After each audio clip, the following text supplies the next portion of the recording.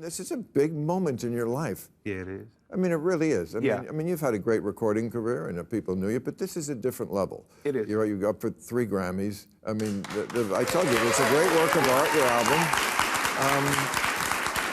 And I feel it's like the transition that people are going to know between like Killer Mike and Mike Render. Yeah. The Mike I know. Yeah. I mean, isn't that what the album really is It doing? is. It's a 9-year-old boy who grew up in an all-black world. Yes. So at 9, it's 1984. I grew up in a neighborhood called the Collier Heights in Atlanta. It's a neighborhood developed by black people for black people.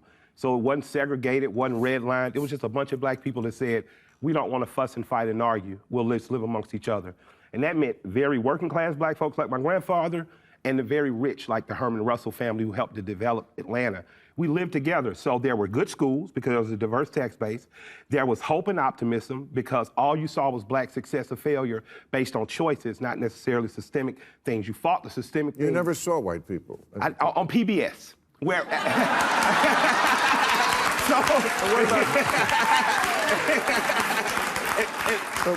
What about the other channels? Well, not like there weren't white people on CBS. Yeah, well, my grandmother loved Dan Rather. I'll give you that. Okay. So TV. Yeah, but what I say by that is a lot of black people have grown up figuring they felt like a minority.